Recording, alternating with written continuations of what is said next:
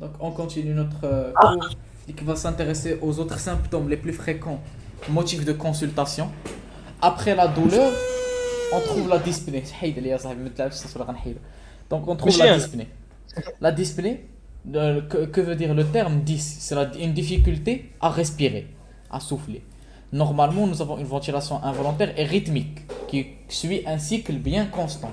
Par contre, après pas mal de pathologies, on aura une ventilation qui ne va plus être rythmique, qui va être pénible, angoissante, etc. Donc les caractéristiques de la dyspnée, on peut déterminer est-ce qu'il est inspiratoire, est-ce qu'il est expiratoire, est-ce qu'il cause une polypnée, est-ce qu'il cause une bradypnée, est-ce qu'il est à l'effort, au repos, etc. Permanente, paroxystique, aiguë, subaiguë, blablabla. Donc pour classifier les types de dyspnée, on aura recours à deux classifications. Soit NYHA, New York Heart Association, c'est elle on utilise en cardiologie. Et ensuite nous avons un autre système, on utilise en respiratoire, en pneumologie. Donc en NYHA, nous avons 4 stades, allant de 1 à 4, avec 4 étant le plus dangereux, le plus atteint, le plus touché. Le stade 1, le début, il n'y a pas de dyspnée. Par contre, le stade 2, c'est une dyspnée pour un effort important. Dyspnée 3 pour un effort faible. La dyspnée de stade 4, c'est une dyspnée au repos. Et c'est ce qu'on remarque ici. Stade 1, aucune limitation, pas de dyspnée ni rien. Classe 2, dyspnée après un effort physique.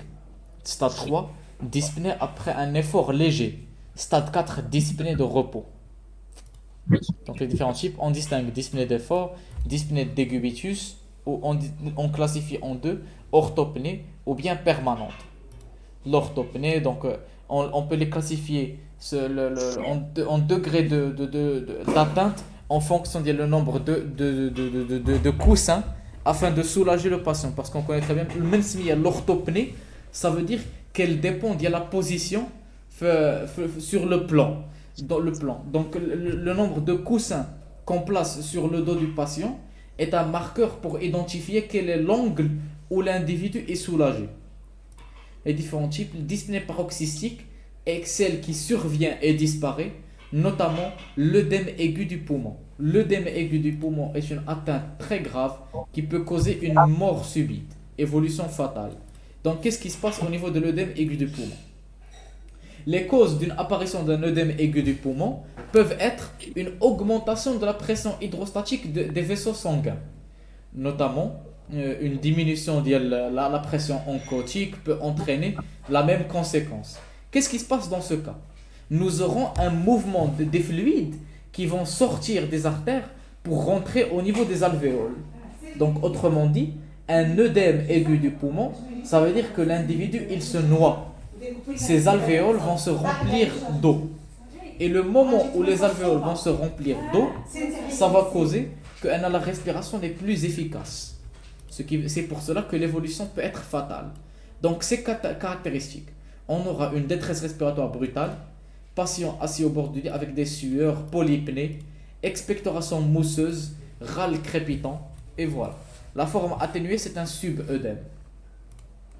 Ensuite, nous avons l'asthme cardiaque.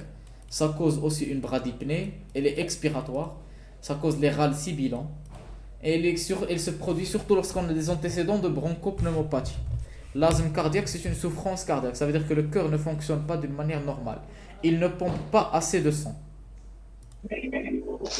Diagnostic étiologique, on cherche est-ce que l'atteinte, la dyspnée, elle est d'origine cardiaque, respiratoire, pleurale, névreuse. Est-ce qu'elle est de type Cheyne-Stokes, etc. Pour déterminer quel est le type de dyspnée dont cet individu souffre. Ensuite, nous allons voir le signe, un autre signe très fréquent, notamment les palpitations. Qu'est-ce que les palpitations? Oui. رجع لحظة نشوف. اسمع لك شكل شيء شغل خليه. هذا سلايد ولا هذا؟ الهادي. Donc là, on doit déterminer quelle est l'origine de l'atteinte, de la dyspnée.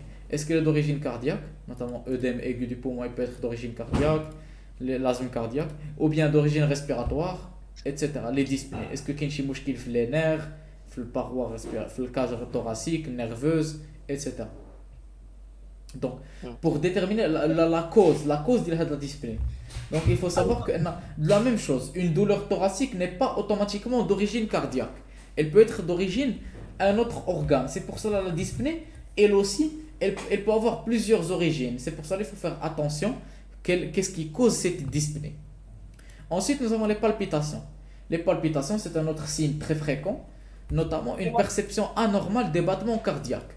Notamment, c'est que l'individu, au lieu de ressentir, il commence à sentir le cœur qui percute sa cage thoracique. Normalement, l'apex du cœur, il doit toucher légèrement la cage thoracique avec son apex lors de la contraction, lors de la systole. Par contre, la palpitation, ça veut dire que l'individu, sans avoir besoin de poser sa main au niveau de 4e, 5e espace intercostal gauche, il peut sentir le cœur qui bat, qui frappe sur la paroi. Donc ça peut être une source d'anxiété chez l'individu. انا نقول لكم غير واحد المثال. انا واحد النهار شحال هادي كنت في لاصال جالس كنجري وجالس كندير لي زيكوتور، هو يتقطع الصوت ديك الموسيقى اللي كنت كندير.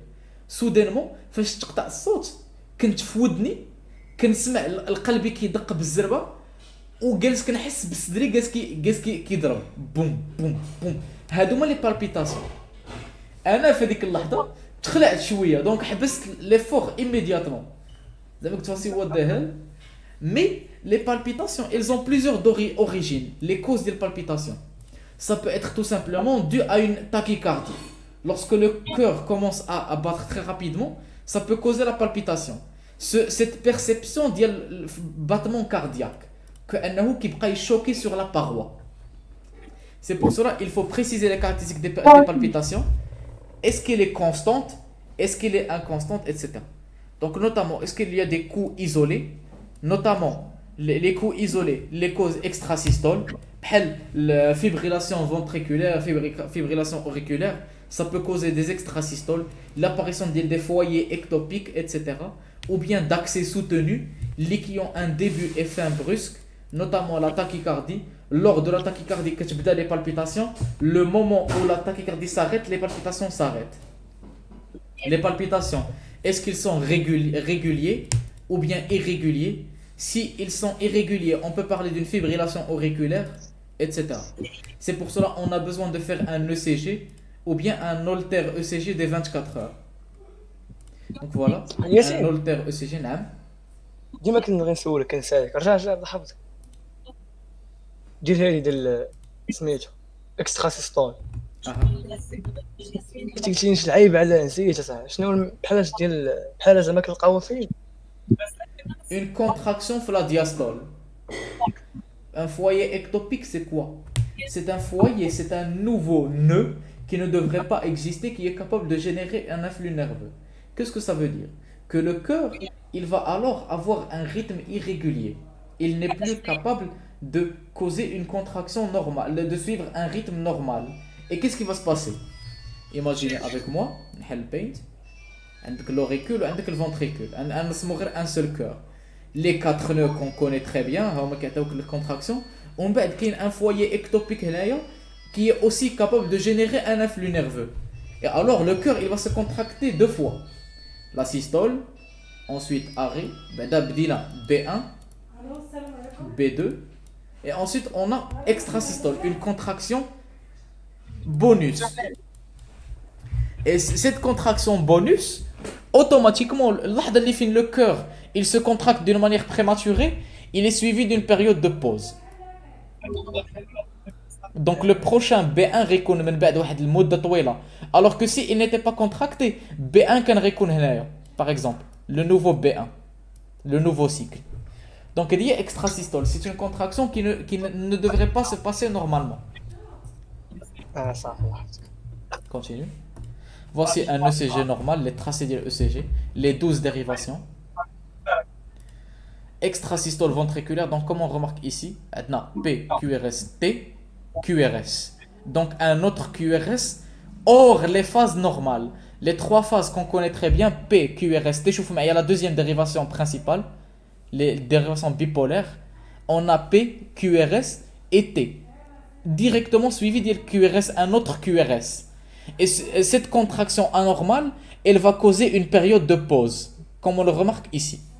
C'est-à-dire, vous devez savoir que cette durée, comme l'a dit, une pause, là, c'est une longue durée. Elle ne devrait pas durer هذا الوقت. حيث راه vous devez savoir que نعم.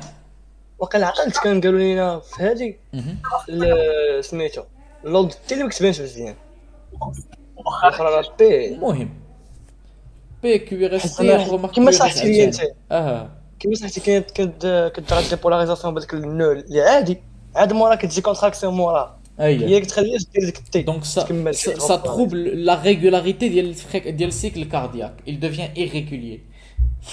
Voilà, ensuite nous avons les extrasystoles atriales d'abord. On va remarquer 2 P.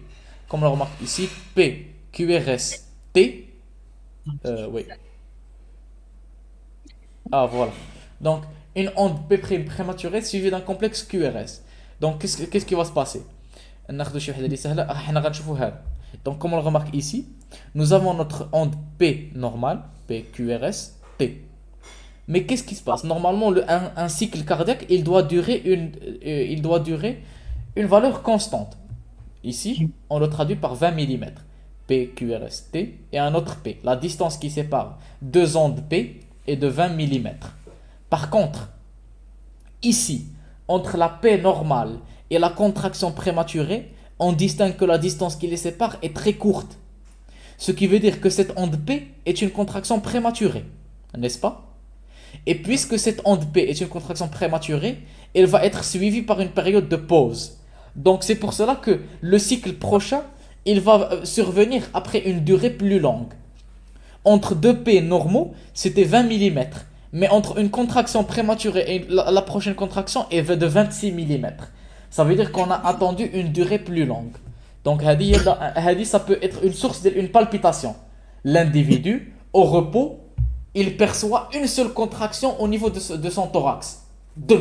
Un seul battement, puissant, parce que c'est une contraction irrégulière. Ensuite, une fibrillation auriculaire, elle cause la disparition de l'onde P, comme on le remarque ici, des micro-fibrillations, des micro-mouvements QRST, des micro-mouvements QRST. Donc l'onde P, une seule onde ample qui est grande, elle est divisée en plusieurs fibrillations, en plusieurs petites ondes, micro-ondes. Ça va? Ça peut aussi être cause. Ensuite, nous avons la syncope et l'hypothymie. C'est un autre symptôme ou bien cause, motif de consultation. Syncope liée à une perte de connaissance, brutale, totale et brève. Secondaire, elle est due à une diminution de l'oxygénation du cerveau, transitoire du débit cérébral. Alors que la lipothymie, c'est un symptôme atténué. C'est une syncope mais qui est moins brutale. Donc elle est progressive et l'individu il ne perd pas conscience complètement. Quelles sont les causes des syncopes? À votre avis, qu'est-ce qui va se passer? Qu'est-ce qui peut causer une syncope? AVC. AVC d'origine quoi? Quelle est la cause de l'AVC? Hypertension artérielle. Ça peut être hypertension artérielle, ngolo. Accident, traumatisme. Accident, les ischémie, AVC ischémique, ou hémorragique, AVC hémorragique ou ischémique. Quoi d'autre? Qu'est-ce qui peut causer une diminution du débit sanguin pour le cerveau? Bradycardie. Bradycardie, insuffisance cardiaque. زيدوا عطيوني لي كلشي اللي كتفكروا فيه. يمكن ما عندوش علاقه ب افي سي اصلا. نعم راه زعما ما عندوش علاقه ب افي سي هما كيتشابهوا زعما لا AVC سانكوب دابا سانكوب سي تمبورير. AVC هي مده طويله. AVC c'est l'étape améliorée ديال سانكوب ماشي étape améliorée, étape pire ديال سانكوب. حيت سانكوب perte de connaissance brève ومورا كيرجع. Donc le débit il revient à la normale. Donc on comprend que les causes de l'AVC peuvent être les causes de la syncope. غير أنا syncope كتقال. Donc voilà, on va voir. Si la syncope dépasse 15 secondes, l'individu il commence à avoir une respiration spectoreuse, il commence à avoir une secousse des membres parce que les nerfs commencent à souffrir. Si la syncope dépasse 30 secondes, l'individu commence à cyanose, l'hypoxie. Généralement, elle ne s'accompagne pas de perte d'urine ni de morsure de langue. Ces deux sont des caractéristiques qui nous permettent de différencier entre des diagnostics différentiels, notamment crise d'hypoglycémie ou bien l'épilepsie ou bien convulsions, etc. Donc l'interrogatoire, quand le patient et son entourage, l'entourage, il nous décrit que l'individu, il semblait comme étant mort. كيهضروا معاه ما كيجاوبش خونا مغيب gone pendant 15-30 secondes.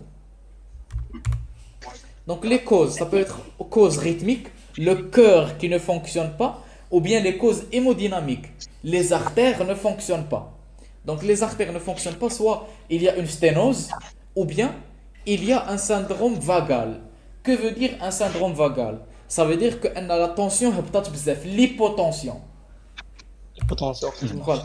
Les causes rythmiques, on peut avoir une tachycardie ou bien bradycardie. Qui peut m'expliquer pourquoi les deux peuvent causer un débit de sang, une diminution du débit sanguin? دابا حيت بغا ديك كتسافط الصون قليل. صبر محمد ما تهضرش. عطيني احمد. عندك شي فكره؟ غير واحده. ليمينيسيون ديال ديبي كاردياك هو الى زعما كيفاش Pourquoi la tachycardie et la bradycardie كتقدر دير لنا هاد الكوز كاردياك, هاد الديمينيسيون ديال الديبي سانغان او نيفو دو سيرفو. علاش بجوج ما يقدروا يديرها؟ اشرح لي غير وحده منهم علاش كتكون ديمينيو لو ديبي اذا كانت عندك شي فكره. الا كان سميتو الا كان لا دوغي ديال ديستول قصيره ما كانش دونك ما كاينش الغومبليساج. دون سو كا كنهضروا في حنا في شنو؟ واش حنا في تاكيكاردي ولا براديكاردي؟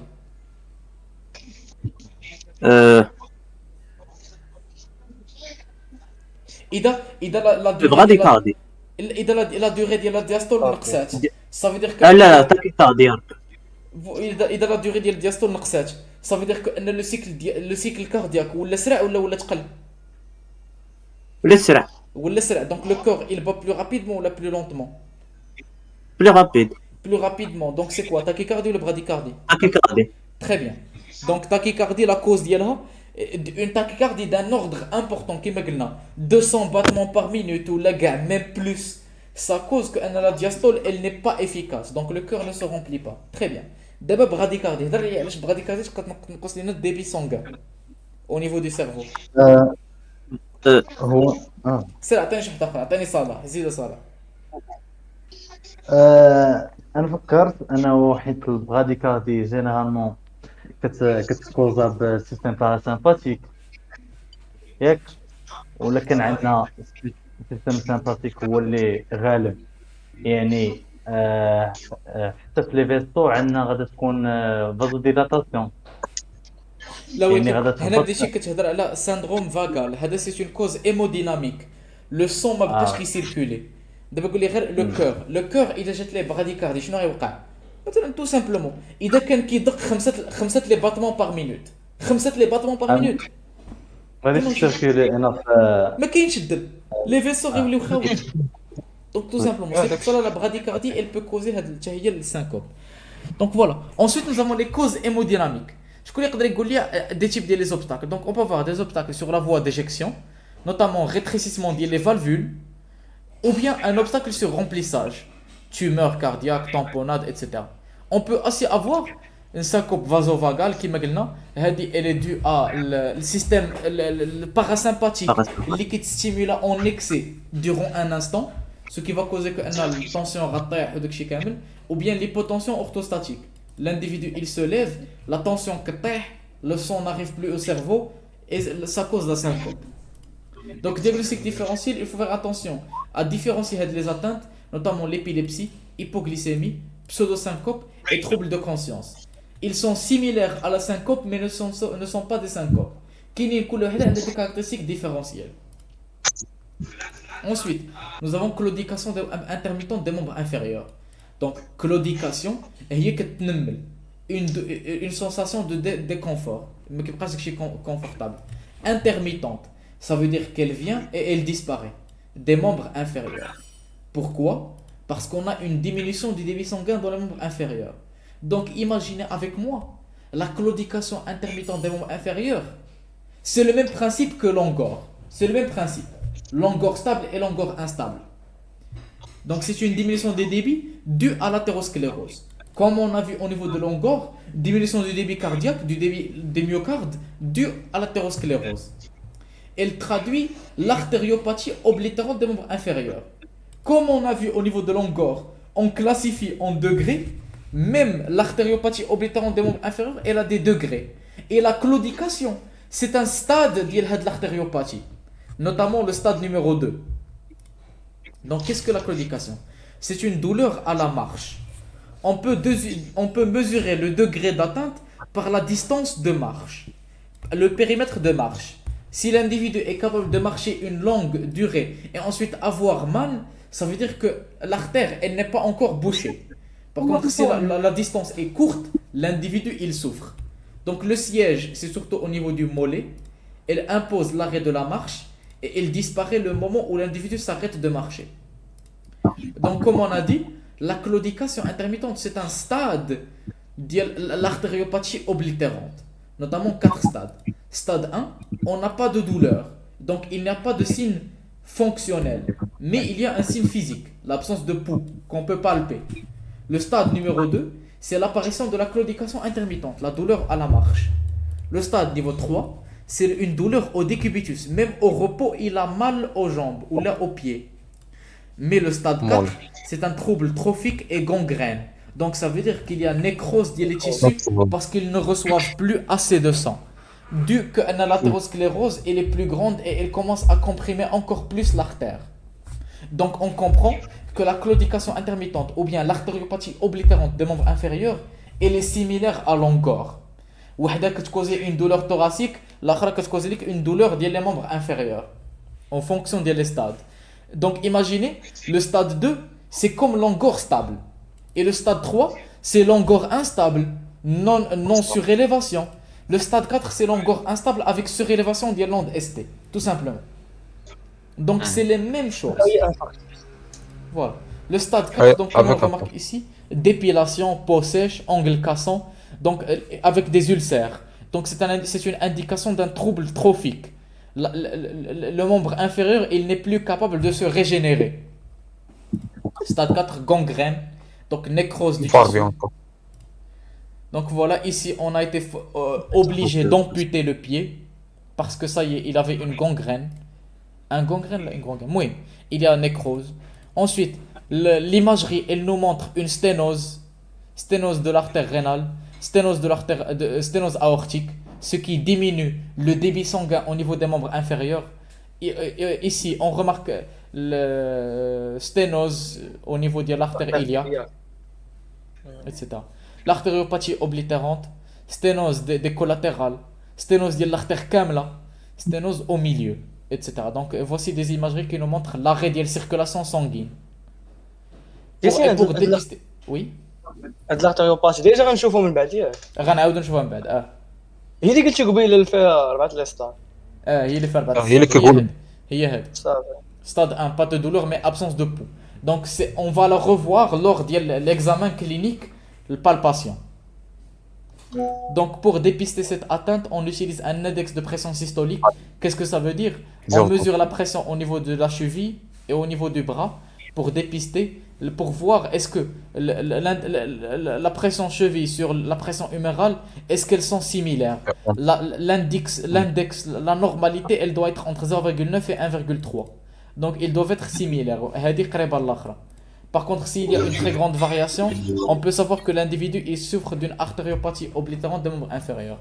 Ça veut dire que la pression sanguine au niveau des membres inférieurs elle diminue, ce qui veut dire que le débit sanguin au niveau des membres inférieurs diminue. Donc au fur et à mesure, ce débit va continuer à diminuer jusqu'à atteindre le stade 4. Il commence du stade 2, 3 et ensuite atteindre le 4 où on aura alors mort des membres inférieurs. Ça va? Très bien. Donc voilà, on s'arrête ici pour aujourd'hui.